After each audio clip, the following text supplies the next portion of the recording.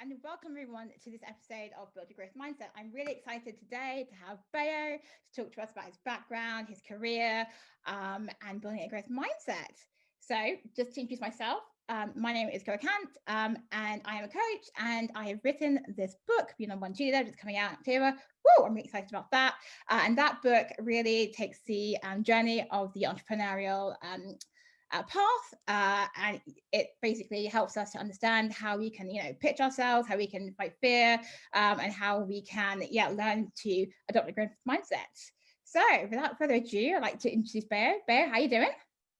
Good evening, Ekua. Thank you for bringing me onto your platform. A pleasure and a privilege. Awesome. So Bayo, just to get us warmed up and ask a nice easy question. So Bayo, I'd love to know, tell us about your story, where are you from, what do you do, and why do you do it? Okay, very topical. Second generation Nigerian. My parents are from Nigeria, 64, 66, via Germany, France, into the UK. I myself, born in 68, South Londoner, born and bred, even though I support the Arsenal, but they originated from Woolwich Arsenal. So you've got to put that in all the time. I went to predominantly white male schools. My first secondary school was a Roman Catholic school, Salesian College, the Order of St. Don Bosco, and 60% of the teaching staff, or probably 50, but 60% I would say, were priests. So you could hazard a guess as to what my upbringing was. Very Catholic. My father and my mother were very Christian, very Catholic. Not to say they all practice it, but it is what it is. But when you're 11, 12, 13, and you're walking around the school, we had something called an ambulacrum, which was a covered walk that led the new school to the old school. And the old school was like one of those sort of, pristine, villagey type wood, rock and stone. And the other was all modern contracts. In Battersea, which again is interesting, in the 60s and 70s, or for me in the 70s and the 80s. So white, predominantly male school, great school, loved it. And there's a bit about my life, which I won't go into much detail, but my schooling was very important for me because of my background and because of my family situation. But it was great. That was great. My secondary school was great. I didn't go to sixth form college because they closed it down. So Keith Joseph, 1979 with Margaret Thatcher. Again, a bit of background. I won't go into the history of that, but it was a strange time. Thatcher just come on board, fair play to her. But the politics and the nuances that preceded it and were to follow meant people of my ilk were going to be given opportunities that may not have been given to us before. So my old man wanted me to be a doctor. That wasn't going to happen. But you know what Nigerians are like. You're going to be a doctor or a lawyer or a solicitor. So I said, look, mate, I can't be a doctor. I don't like blood. But I've got a gift of the gab. I'm pretty intelligent. Why don't I be a lawyer? He's okay. Go on, do study that. So I did biology, chemistry, maths, and English. And I got a B and an E and a couple of U's. So science, doctor out the window. Went to a sixth form, FE college actually. And although I was born and bred in Brixton, lived through riots, lived with a few boys off a few bad estates, been a bit of a bad boy myself, I was in a bit of a bubble. Because at school, the schooling I had was very nurtured, very bringing you sort of cosseted. We got fights, obviously, in Battersea. But when I went to my FE college in Wandsworth, that's when I realized the world was a bigger place. That's when I realized that there were minds as smart or brighter than me, but unfortunately, we weren't given opportunities other people could be given. And I only say that because then I went to university or universities, and that's when you saw the difference. That's when you saw, wow, man, this guy's clever, this guy's rich, this guy's different, this guy's the same. And it opened my mind to a lot. So let's fast forward because I'm going on a bit. Studied law, wanted to go into be a lawyer in a city firm, had the interviews for them all, but it didn't happen. My first sort of job was with the Hammersmith and Fulham Law Centre, but I still didn't get articles. I then applied for a job as an admin assistant in the London Borough of Lambeth, 1993. That was my baptism of fire, University of Life. I was in housing up until about 2016, where I then made my third iteration, my third pivot, my third change, and said, you know what? I'm not going to become a CEO of a housing organization. Mm-hmm. It ain't gonna happen for me for whatever reason, isms, real, imagined, or perceived. But I think I might become a mentor or a Okay. coach Yeah. and run it as a practice or as a business. Now, as your book will show with the various chapters, you need to go through a lot of changes to take that leap of faith. Yeah. I didn't do it the right way. That's the truth. I did it because I believed that that's what I wanted to do. That's where I was going to go. And coaching and mentoring came about really because my exit strategy, my last job, I was given a coach. I had started using a coach in 2003, Charlotta Hughes, who's still a mentor and a great resource for me. And at that time, the chief executive of a housing association said, "You guys are great managers. You really know your stuff well, operationally, strategically, but I want to get leaders out of you." And for that to happen, he put us on a GOBA training course, customer care, customer experience. And he then said, "I want you to be coached. Be honest, giggles, laughs, coach. We don't want to play football, we don't play tennis." Then she came on board, and the rest, as I say, is history. I got the buzz then. It transformed how I managed at work, I think, definitely. Then I started to think about how can I better myself as a coach or a mentor in my day job as a housing bod. And housing, as you may appreciate, social housing. I've worked in Lambeth, Wandsworth. I've worked in North London and Islington. I've worked for housing associations. So I meet a lot of people. As I said, I've been to universities, and when I was doing a course in housing management and practice, the then lecturer, great lecturer now, is a doctor, whatever he is, said, "You are actually working in the poverty industry." And I took affront to that. But he said, "Calm down, Bayo, but look at the stats. 60% of the people you work with and for who live in your properties are on some form of benefit. If it's not full benefit, housing benefit, to be the universal credit, they're on some benefit. They're in need of support that society generally doesn't need." And it got me thinking about the way we work and way we interact. And mentoring and coaching, specifically coaching, got me to think outside the bubble, particularly around the isms that existed. And they do exist today, quite topical: Black Lives Matter, equality and diversity, this, that, and yeah. They exist all the time. But as a coach or being coached, I was able to take myself out of my own bubble and look at what it is I moved forward. So as I say, 2016 was not going to be a CEO, was not going to be a director permanently. A few rugs pulled under myself, a few mistakes made by myself. But I said, you know what? I'll run my own coaching and mentoring practice. I kicked that off in 2016, and that's what I've been doing since. How successful I am, to be discussed. Okay, excellent. Wow. So you've already given us a whistle stop tour of some of your career highlights, but I'd just like to ask you, what do you think is particular, story that you'd like to share about your career that you think has a lesson for us all? Well, life is about changes. Life is about moving from A to B, sometimes forced changes, sometimes preempted strike changes. Are you just envisage that's where you're going to go? But it's about how you embrace it, how you engage it. And that is often determined by the tools you have around you, the resources you have around you. And so the changes I've made in work, I loved housing, I still do. I still receive information around housing. I still speak to people in the world of housing. I coach and mentor some people in housing. And it is an area of work which is so fundamental to how we live.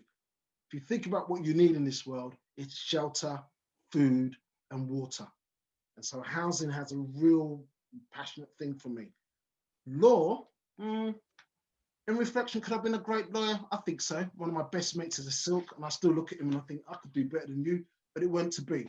Do I cry about it? Not now, in fact, never. Do I think about it? Only because it then sets me to think about where and how I've moved on in life and how successful I feel I am in life today.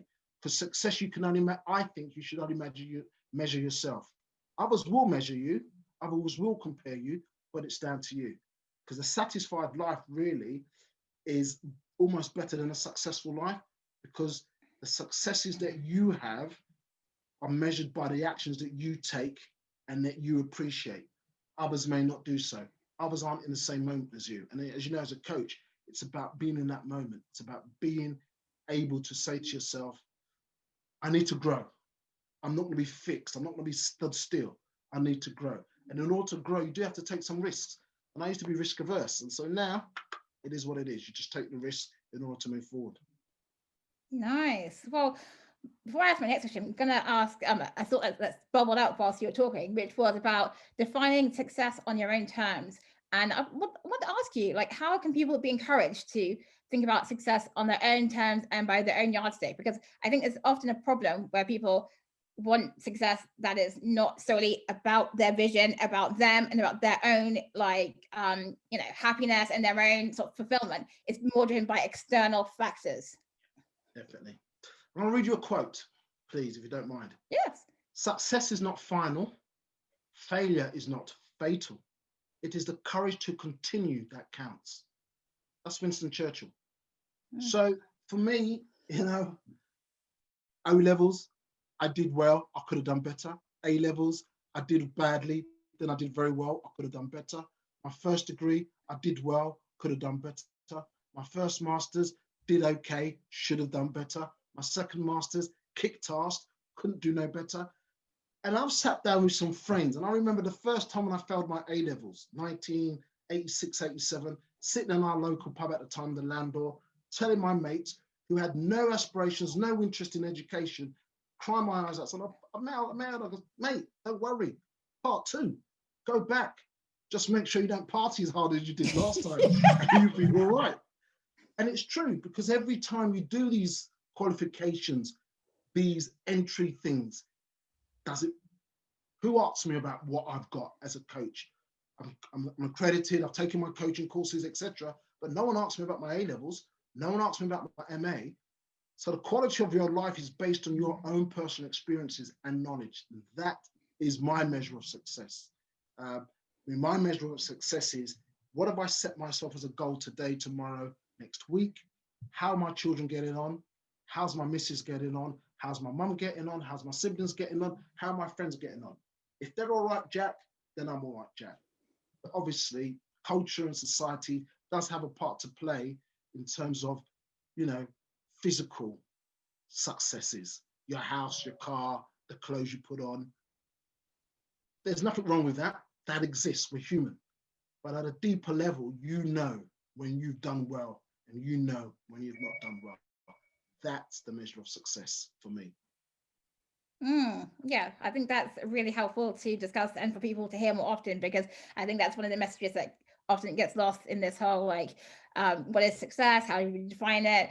And I think a lot of people are starting to realize they should stay in their own lane, but then they haven't got to the second part, which is success by your own yardstick as well, which we have, quite rightly told people, to think more about that. But also, yes, I get the whole point where, we talk about the physical things, the manifestations that people look for typically. But, those things don't necessarily make someone inside, feel like they are fulfilled and they are doing what they're meant to be doing. Yes, clearly money is a part of it, but that's not all of it. And as we know, by Steve Jobs, he was a very rich man. And, he has a lot to say about, how he was fulfilled in his life, and what happened at the end. He had all this money, and then, unfortunately, he did die from illness. And you just, It takes a lot for us to understand and package our existence, our journeys, and what we want and where we go. Don't want to get too deep and philosophical, because my boys on the streets wouldn't take that on board. I just want to know, what bread are they putting on the table sometimes, or what holiday they're going to go to, or what schools are their children going to go to. And that's success. I'm not going to divert, but I'm just going to give an example. I run some employability days at some schools, and I like to bring my friends to these employability days. One's a silk, one's a cab driver, one's a plumber, one's a footballer, one's a lawyer, one's whatever. But when people actually see these people, youngsters, I mean, they get a vision of what they can be as well. It's not too far away. But as your book alludes to, there's a lot of hard work that's required. There's a lot of research that's required. There's a lot of discipline that's required. And so therefore, the route you take will determine what you need to bring to it in order to be successful in it. I could never be a surgeon, because there was no way I was going to rip up someone's body and have all that blood spill over me. Ain't happening. However, talking to someone, listening to someone, helping them get from A to B, yeah, that works for me. That works for me a lot. Nice. Okay. Well, I mean, we know, well, you haven't specifically said, but I'm just going to let everyone know that you have held a lot of leadership roles in the past and continue to do so. So let's talk a little bit about leadership. You know, what do you think makes a good leader? The people that they're supposedly leading, and their belief that they're not doing it because they're a leader, but they're doing it for the benefit of themselves and the people that they're leading. That, to me, is the quality of a leader. I mean, I'm looking at some of my books up there, and I'm looking at some of Margaret Thatcher, for example. I mentioned her earlier on. At the time, didn't really understand her, did government politics A level, then got involved in the old politics thing. But she was a leader, charismatic, thoughtful, personable, had a vision, had her values, and sold them to people who bought into them. So leadership is about how do you engage with someone, enable them and empower them to believe that you are part of a team moving in the same direction. Remember, leaders, there's leaders all over the shop. And I had a really good presentation for women. My mum's a leader. My sisters are leaders. If not for them, I wouldn't be who I am, without a shadow of a doubt. And in this house, the leader of the house is my missus, because there are things that she can do I would never be able to do. There's things that I can do. So leadership for me is about knowing what you're good at, and more importantly, knowing what you're not good at and bringing somebody on board to do it, but to do it with you, for you, and them in order to move forward. That's leadership. Bit of a round, twisted way of leadership, but Colin Powell's got a brilliant quote about leadership. It's saying, if you're going to take somebody to war, do so knowing that that's what they want to do for themselves and for you. So the important part is for themselves and for you. If you're doing it just to appease them, or you're doing it just to get your pay packet, you're not leading anyone. If they're doing it for themselves and for you, I think that's leadership. Nice. And let's go back to basics a little bit with this whole leadership trail of thought. So if I am someone who is an aspiring leader, you know, what skills would you say that I need to try and, you know, be self-aware about, but also build to make myself, you know, a better leader? Yeah. Know yourself, SWOT analysis, strengths, weaknesses, opportunities and threats, simples, empathy, drive, ambition. These are all the good buzzwords, but in reality, 1 or 2, 3 things. One, why are you asking someone to do it? Do you understand why it's being asked to be done? Are you providing them the right resources, time, and ability to do it? Even if you can't, have you provided them the ability to do it? 2, are you prepared to reward them if they're successful and if they're not successful? You know, it's no good just beating them over the head. You need to create that environment where failure, risk is something to be learned and got over with. And 3, enjoy it. Yeah, enjoy it. Take the rough with the smooth. It's hard. Being a leader is a lonely thing sometimes because people misconceive what leadership is. You do, they do. So it can be lonely. But to get over that lonely, you bring people around you, collaborations, partnerships, a mentor, a coach, a colleague, a friend, a spouse, a partner, your team. Because if they really believe that you're working together as a team, leadership becomes relatively more straightforward than just leading because you've been given the title, the position, or the money. Mm-hmm. So now I'm going to ask you a follow-up question to the leadership dilemma. So that's imagining you have built the skills, you've climbed, and you're now a leader. You know, let's think about listening skills and leadership and getting feedback. How do you suggest, like, as someone who is a new leader, that they invite feedback and that they work on being okay with hearing both the good and the bad? Good. So remember I talked to you about that CEO who said you're great managers, but we want you to be leaders? Because great managers don't listen. They just tell you what to do. They know what needs to be done. They know how it needs to be done. Get on and do it. And then they measure and manage the KPIs, the stats and stuff. A leader would listen to Q and say, Q would say, well, that's a great idea, but could we, shall we, have we thought about, could, and then the leader sits back and says, you know what, that sounds interesting, that makes sense, that's different to what I've been used to, let's see where it takes us. That's the difference for me between being a manager and a leader. A great manager could become a great leader, and a better leader will be able to manage better. I just made that one up. I'm going to write that down later. It's a good one. I think that's a good one. But you see where I'm coming from? Yeah. It's like, as he said to us, you're great managers, but I need you to be leaders. I need you to not be here and the work is being done. And a classic example of that was when we had a deadline, our neighborhood, 3,000 units we managed, I had 37 staff, and we were behind time. On Friday, we were having a staff party. Cowboys and Indians, actually, staff party. Right. Monday, we hadn't met target. Tuesday, we hadn't met target. Wednesday, we hadn't met target. I was drawing us all in, doing it myself. To the point, out of the 26 of us, 4 of us didn't make the party. We handed the stuff in.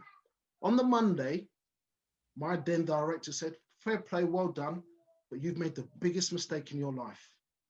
You have not shown leadership.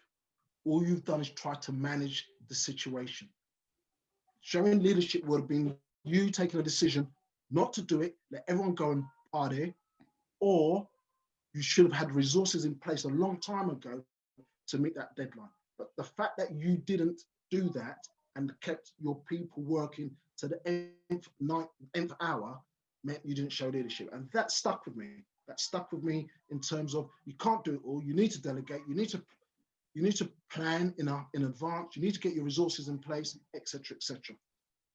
That's leadership. Nice. Lessons learned. Excellent. Well, this builds into a beautiful segue to talk about failure, and how you feel about failure. Yeah, let's start with that one. Lovely chapter. I think that's chapter 4 in your book. Yeah. Actually. It is chapter 4. I thought so. Yeah, because I got hung up on failure for a long time, you know. Didn't use the word failure, to be fair, but I can give you his first example. I was 10 years of age, playing for Clapham Little League in Clapham, on the, not the AstroTurf, on the sort of, it's another turf, but it's not grass anyway. Yeah. It was a cup final, Greens versus the Ambers, and we lost 2-1. Last minute goal, boom. I'm a 10-year-old, crying my eyes out. Oh my God, where Yeah. but do you know how many cup finals I've played in and won since then? How many cup finals Arsenal have played in and won and lost since then?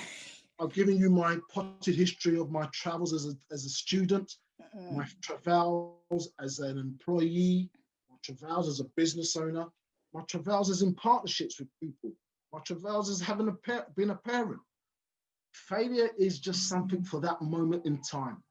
It becomes a problem if you let it hang around and you do not learn from it.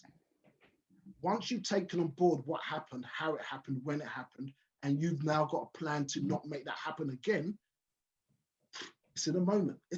It's woo, puff a puff. I think you've got an expression in your book where it's there and it's not there. It's not, you know, it's not tangible.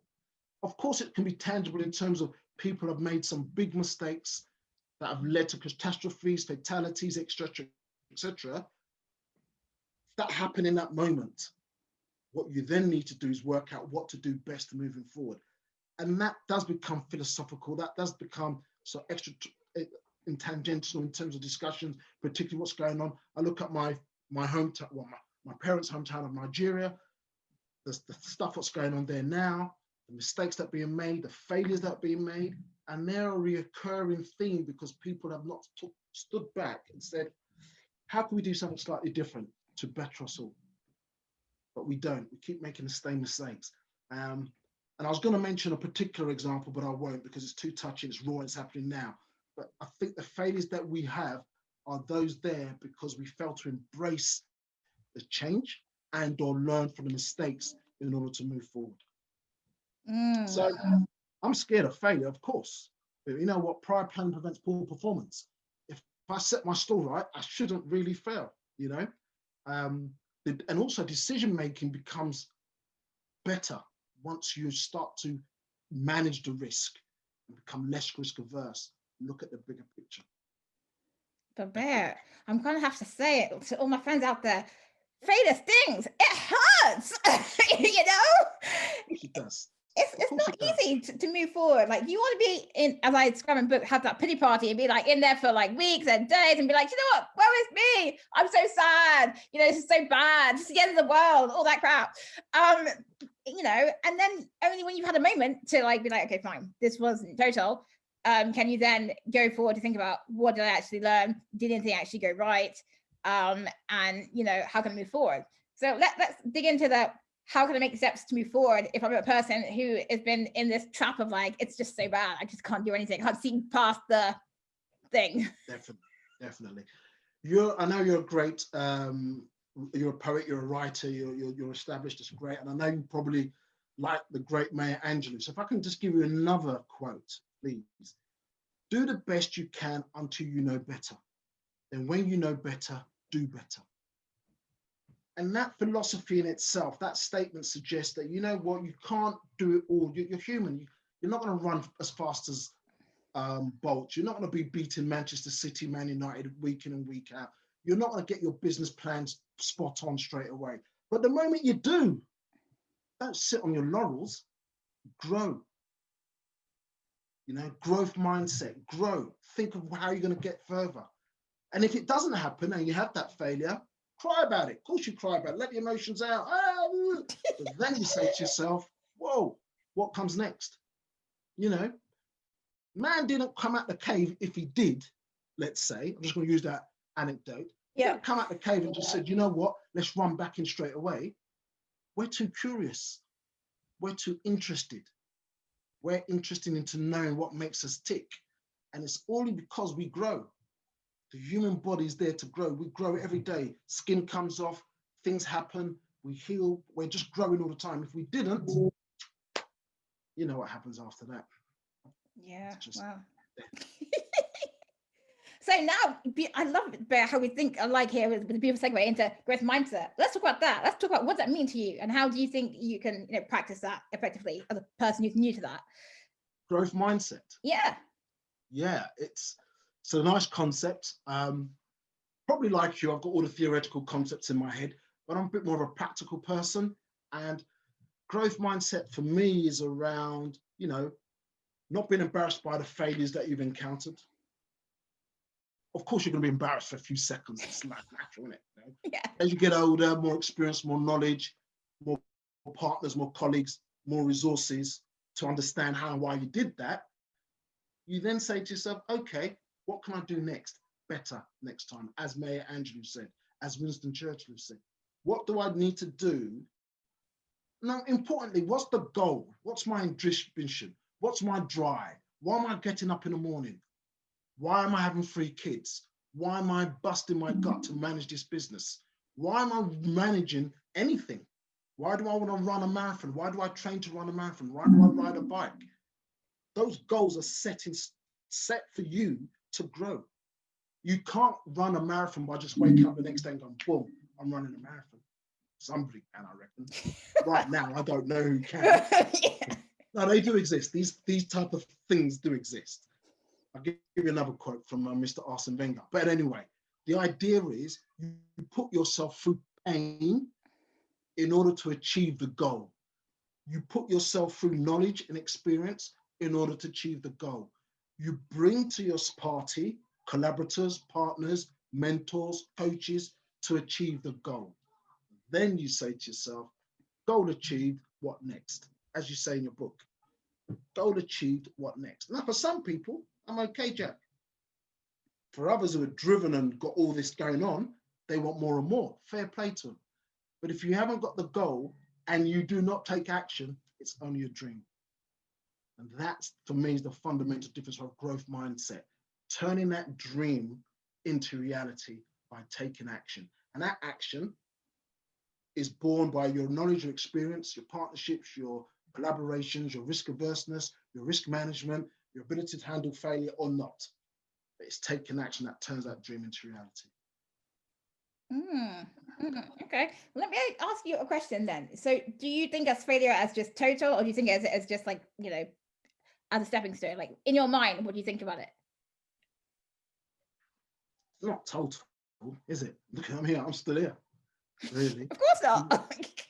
um, it's not a passing phase because I can still remember my O-level, AO level maths. And the reason I got a B, apparently, is I didn't see the last page of the paper.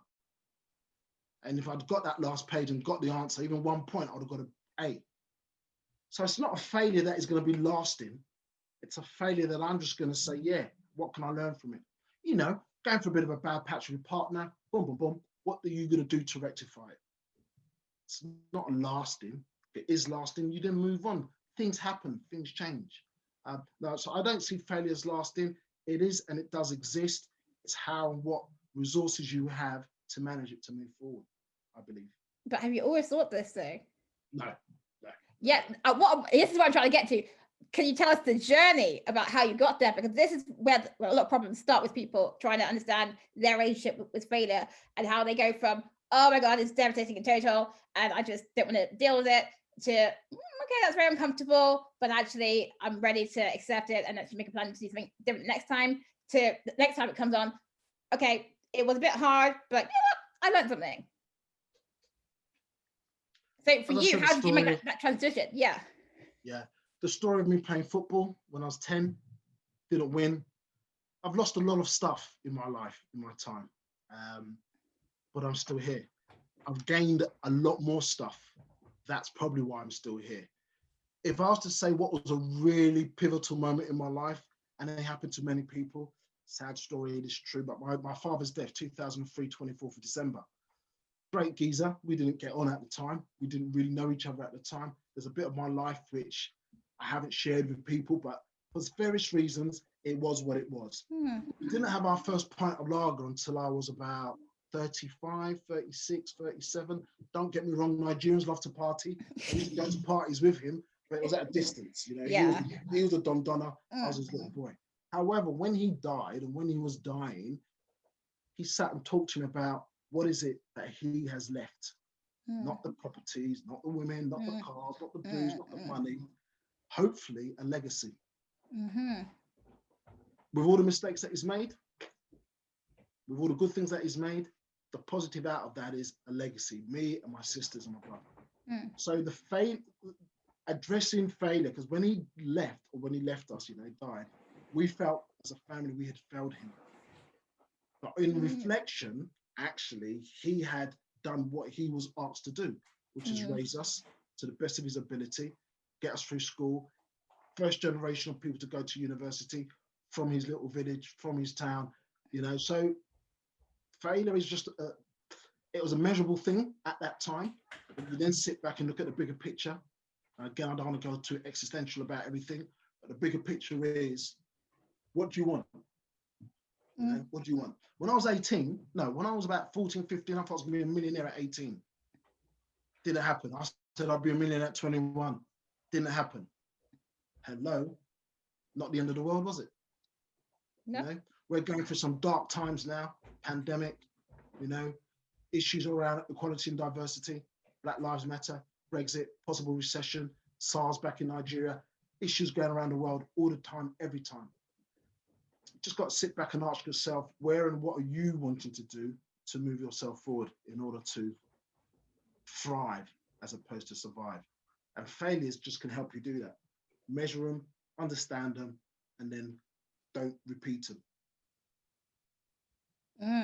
Yes, that is, I guess, a crucial message there, because sometimes we can be, you know, on the same loop for a long time and do the same things. So hopefully we can get that, you know, time and space to reflect. So what I want to ask you is, if now we're in this kind of space, in this failure and this transition space of thinking about, you know, these times that we're in, how do you encourage people to want to make plans and to commit to goals? Because a lot of people are feeling like, well, it's a very uncertain time, and, you know, I feel like if I put my effort and my time into working towards this goal, the goalposts are going to change. Yeah, it's very difficult. Even with everything I've said, it's still very difficult because you're scared of not succeeding or failing. So I've talked about how you can manage that process but it's still going to be there. So what I ask my clients or people I work with is to take incremental steps. Think of marginal gains. I cycle for a number of reasons. And I still follow cyclists in Sky. So Dave Bracefield had this idea of what would we do if we looked at every part of a bicycle and every part that a person plays in that bicycle and every part the back team does for that person and increase it by 1%. Just improve it by 1%. And the returns were phenomenal. So when you have a goal, don't try to be transformational and do it all in one fell swoop. Attack it incrementally so that you get a buzz out of the successes you make. You get time to reflect on the mistakes or failures you encounter, improve on them to move forward.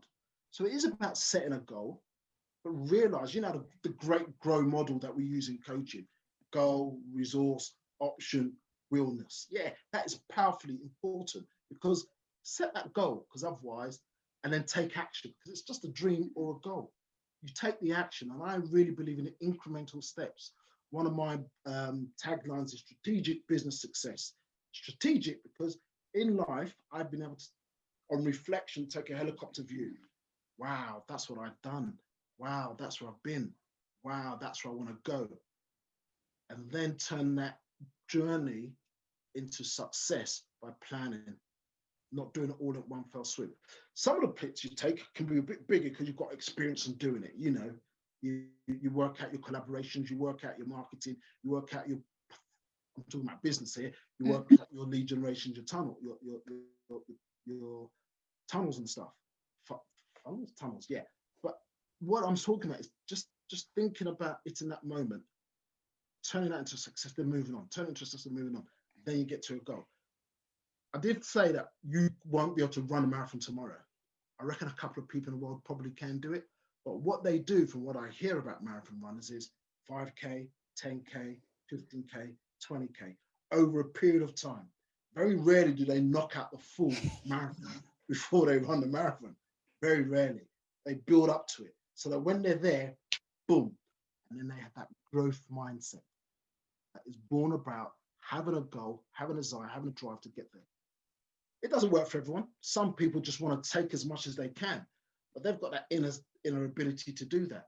But even them taking as much as they can is still an incremental step compared to somebody else's. Does that make sense? So it's about how you chop up your goal. You've got your big goal, how you break it down into small steps to get to that big goal is what I encourage through my coaching, is to understand that in growing your mind, take it a step at a time, the steps that you're comfortable with, the steps that make you confident, the steps that you're able to manage and then deal with to move forward. That's what I do in getting someone to have a growth mindset and overcome their fears or failures. Nice. Well, this leads neatly into how do you keep yourself learning, when you have a tough day? Okay, I'll tell you what I do. I read loads and loads and loads of books. Right. That's what I do.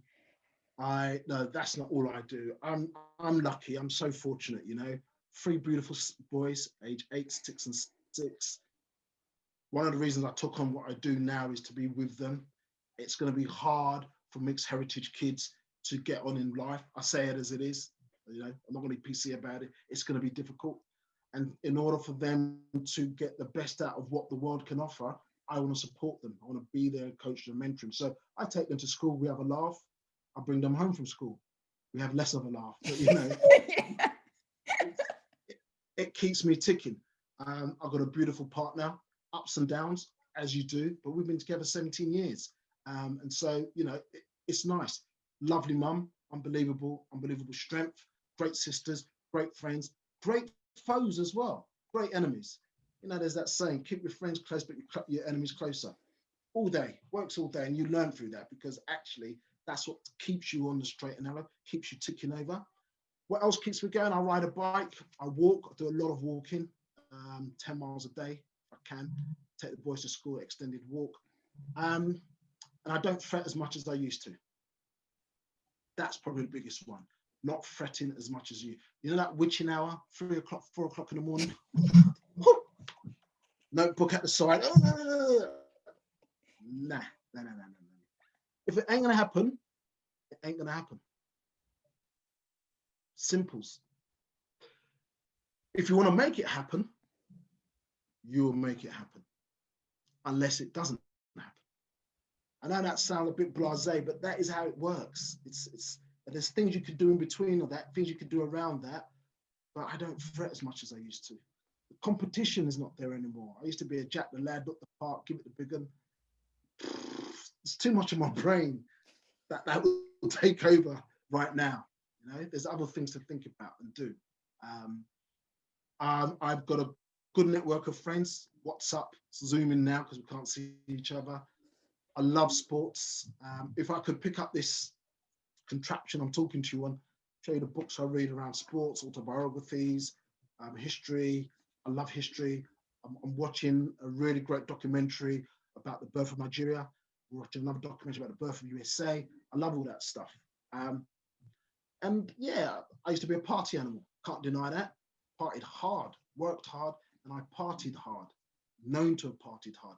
Nothing wrong with that, as long as it was balanced. So to answer your question about babbling on, got a nice work-life balance. That's the buzzword they use, don't they? Nice work-life balance. Yeah, well, no, I enjoyed that. Exploration of Bayo's mind there on what makes him tick. It was great. It was great. Okay, before we get to the final question, I'm going to ask you more so that people can be clear and understand. So, Bayo, who do you really work with? And you know how is it particular kinds of people? I know. You've told me off about this before. Yes, come on. Ask the question. No, so Bayo, for everyone out there, you know, if they were inspired by what you've said so far, and they want to know, is Bayo the person I should come to if I am a leader, if I am a business person, if I am just an intern, what is Bayo? Who does Bayo work with mainly? I've got a very good colleague now who I used to network with, and I've coached over a period of time. He's a marketing expert, really, into growth. And when I worked with him, he said, "Wow, boom, unbelievable, wow, so cynical." But I've tended not to have a niche, you know. So I'm going to ask you a question by giving you 3 examples of the most free people I've worked with recently. That works, great, go for it. So there's this marketing branding expert who used to be a art director, creative director for a number of the big newspapers. Then he went solo as his own business person. So he was referred to me, and I started to work with him about gaining clarity, taking that jump from having his salaried money in his bank account every month to going it alone. What does that involve? The networking, getting an accountant, getting leads, generating leads, turning leads into customers, all of that stuff that was bogging his mind. I worked with him to gain clarity. Brilliant. Once he understood that, then I worked with him about the fundamentals about business management. You know, your rate of investment must be equal to or let your rate of return be more. So it's all that fundamental about it. So that was with him. I've worked with an author, a writer of a book, who had writer's block. Okay. Came to me and said, "I've heard you're working with a couple of people. Just interested with what you say. You take people from A to B, get them clarity. How could that help me?" 6 months working with him, monthly basis, looking at why, how, what was stopping him, limiting beliefs, not having a strategy, not having a plan. He's now written a book, which is Selling Fast. And he wrote a nice little acknowledgement for me in the back page, which was nice. But I suppose my bread and butter are twofold. The professional services, because of my past working in social housing, from executive directors to team leaders, I know the journey, I know the obstacles, the realisms, the isms, the real, imagined, and perceived, and what they might need to overcome to gain clarity to get to where they want to get to. if they want to be promoted, or if they're there in a position they can't lead, they don't know about management, and they're finding stuff tricky. That's, I love that. I love working with people like that. But I also work with small businesses, particularly solo business owners, like our good selves, who, like the creative I've described, are drowning or finding it difficult, particularly in this period of time, to find clarity, to find direction and or their vision and values. And so with a couple of, coaching things, NLP things, CBT things, but most importantly, knowledge and experience and the ability to listen and ask hard questions, we generally get from A to B. Now for the viewers, they're going to say, does that include me? Well, I'll say this. Ask yourself, are you where you want to be today? Would you want to be somewhere else tomorrow? And what plan have you got in place to get executed? If you haven't got, if your answer is negative to all the above, give me a buzz, give me a buzz. And some people, as you know, they're sort of put off by this coaching thing because it's up there. Yeah. It is for some. Tony Robbins and co. Crack on. Crack on. But I am working with people that are the same ilk of me. As you know, I work, I'm doing a networking thing called Federation of Small Businesses, Connect Lewisham. These are small micro business owners who are just, trying to turn a leaf, a hustle basically, but want support and understanding of how to do it to the best of their ability. That's where I can come in. So if your viewers are saying, okay, Bayo, you talk well, you talk a lot, but what would I do for you? It's not what I would do for you. It's what do you want to do for yourself? Because that's fundamentally what coaches are about. Elicit, support the journey within. A consultant might do it for you, an advisor might tell you how to do it, but a good coach, a pure coach, will help you do what you want to do. Definitely. Okay, now we come to the final question. Can you believe this, Bayo? The time has gone so quickly. It's good. I've missed the Channel 4 news today, but that's good. Hey. It's not good news today. Fair enough. What's the last question? Okay, so the last question is... Yeah, I know, right? It's not a hard one. No, thank you so much for being on the show. Now we really want to know, what's coming up for you and how can people get in touch? Yeah, so really, my coach always has a go at me about this. Your call to action, where is it? What is it? So you'll share my socials and my things and pictures, my email address, my socials. Ekua will do that. But I'm at the end of a telephone. I'm at the end of an email. I'm on Instagram, LinkedIn. LinkedIn is a good place to find me, actually. You can see my backstory. And you can work out whether what I was saying was true. You see it all in there. But yeah, they're all there. But what I am doing at the moment, and you know this yourself, is some people are just finding it hard to make that first step. So I'm doing something called a kind of a taster session, calling it a power hour, where I will sit with an individual and work with them as a coach for a solid hour. And that will involve using certain coaching principles, primarily the GROW model. And with that, we will then work out an action plan for them to undertake, or think about at least. And then I'll give them an accountability call in a couple of weeks or 4 weeks, which is whatever's agreed, to just see where they've got with this plan of theirs. How has it landed? Has it resonated with them? Is it something that they knew at the time they were with me, they were really invigorated of doing, or is it just gone? And that's where the accountability call comes in. Hi, Ekua, you said you're going to do boom, boom, boom, boom. How have you got on? What was good for you? What didn't work for you? What would you do differently? What would you do better? As simple as that. And then they'll say to themselves, well, Bayo, boom, boom, boom, boom, I'm off. Or Bayo, The thing about it is, it's just an entry-level coaching session that will enable them to see whether coaching is good for them. But more importantly, are they prepared to take action? Are they prepared to see their dreams turn into reality? If they're interested, go to my socials and you'll see the details there. Okay, so Bayo, I have to ask you one question that people might be asking. They're like, Bayo, this sounds really great, but what preparation do I need to be involved in this power hour? Because it's only an hour. Yeah. What? Preparation. What did you say? What preparation? Like, what do I need to do in advance? We have a pre-call. It's where do you want to get to? It's yours. It's your power hour. Do you want, so for example, the individuals I've had today is, Bayo, I'm struggling in distance management. You know, I've got distant management.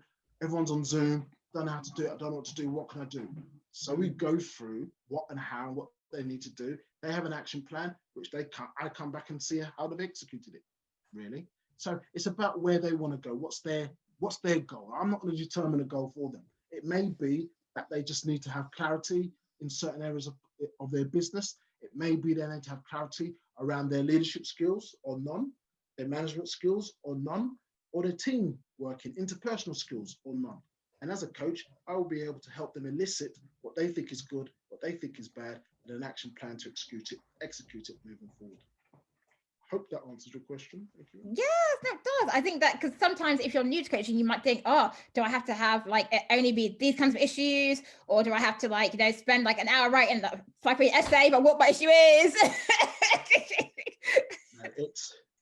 It's going to be involved during the 1 hour session, for sure. It's going to be involved during a 1 hour session, but it's not something that you need to over plan. You need to bring yourself and say to yourself, okay, if he's worth his pinch of salt, let me throw this at him. And then I will help you work out whether that pinch of salt is worth your while. You go off, I'll ring you in a couple of weeks or 4. Did you do it? Yes, I did. Didn't you do it? Let's work out why. But equally, is this something that rocks your boat? Would you be interested in having a longer term coaching session for a bigger project, a bigger goal that we can work together to deliver? That's what I say. It's a taster kind of pseudo entry point. What you haven't asked me is how much does it cost? Well, it's $149 for the power hour and then an additional accountability call. So what happens is we have a pre-call, you ring me up, we talk about what it is, and I'll talk about how it can help. Then we set the power hour, we have an hour of a discussion using specific coaching models for you to then have an action plan for you to execute. And then we agree, do I come back to you in 2 weeks or 4 weeks? Come back for the accountability call, 15 minutes. How did it go? What did you do? Why didn't you do? Blah, blah, blah. And then you say to yourself, that worked, that didn't work. I could do with some more. Okay. Now, before we close it up, I have to ask, can you leave us with one Bayoism before we close up this session? You know, something that people think about when they speak to you and they're like, yeah, he says often, like every time like I ask him, like I'm getting coached or mentored, like he's like, this is the phrase that comes, this is the phrase, this is the Bayo phrase. What is it? The Bayo phrase is actually be lucky. Okay. But you're more than that. Come on, sure. You can give me more. A little bit more than that. Yeah. Okay, what I say to people, and I'm going to have to look it up because I want to say it right, what I say to people. Because I know you have one. I have one too. So generally what I've said today is this: you learn from your past to plan for the future, then live in the present to control the controllable, but celebrate success. So let me read that again. You learn from the past to plan for the future in order to live in the present, to control the controllable, then celebrate success. That is where, or the journey I have been on since they dot. You know, picking up the pieces, learning from them, putting them together, realizing that you can only control the controllable. But if I have success, boy, do I celebrate. Because that gives me the gumption to do it again and again and again, to overcome the failures, to overcome the mistakes, to overcome the risk adversity, to overcome my limiting beliefs. Celebrate, celebrate, celebrate. Little pat on the tap back, little run, a little more time with my kids, a little more time with my missus, whatever it is. Because after this interview, I'm buzzing. This has been great. I'm loving it. So I'm going to go downstairs, see the kids, have a laugh, feel happy. And that's my celebration of success, because I think it's been a very successful interview. You've been a great interviewer. I've enjoyed it. I'm going to celebrate on it. Why not? Oh, amazing, Bayo. Like, I love that you just ended, you know, with one of my isms. I'm like, yes, celebrate your own success. Do it loud and proud. Yes, that is right. That was beautiful. So what's your saying? Gosh, what am I saying now? Oh, yeah, my saying is be bold, be brave, back yourself, and be a number one cheerleader. You know, that is my phrase. You know, I want you to have the courage to put yourself out there. I want you to have the courage to back yourself, and I want you the courage to know that you should praise yourself when you do well. There's nothing shameful about that. There's nothing at all. And yeah, you've got to celebrate success, because when I used to be a manager in housing, and I used to do interviews and get people, I used to say to them, you know, you do your one-to-ones and your appraisals and your stuff. And I said, so what have you done? And they never used to bring anything. I was coming, you've done lots of stuff. I was going, right, next time in your Outlook, just put in your Outlook, and put in an inbox, put achievements. So whenever you get an email, whenever you get a message, whenever I've sent you something to say, well done, that was great, internally, externally, stick that into that inbox. And then the next time you have a one-to-one with me or an appraisal, just bring that inbox and just say, that's what I've done. And then celebrate the life out of it. That's how I used to manage, coach, or lead my teams. Because it's sometimes very hard to accept that you've done a good job. In housing, it was particularly hard. Oh, that's what I do anyway. So what? Celebrate it. Because if you're not going to celebrate it, who is? You've got a KPI to meet. You've got a stat to meet. You've got a report to write. You've got a meeting to attend. You've got an evening meeting to attend. You've got the leaders of the council, the directors, the executive directors. You've got tenants and residents, partners and police. Very rarely do they say, well done. But you know yourself, if you do get that well done, cherish it, celebrate it, because that's your fuel for you to move forward. Yeah, absolutely. I could not have said it better myself. So on that high note, let us end this and say thank you so much. It's been brilliant. It's been high energy. We've learned so much, and what a fascinating story. I can't wait for this to be replayed and replayed and replayed, because it was very inspirational, because people need to know that it's not a straight path. It's ups and downs, and in accepting all of the warts and all, even as I say in my book, like some of the failures I was, devastated by it, but I accept that, and I've, have moved on, and I've realized what was good and what was bad, and I've come to a place where I'm now just, walking a new path and keep growing and keep learning. So without further ado, Bayo, thank you so much, and Thank you, Ekua. take care and speak soon. Brilliant. Thank you very much. Bye. Good night.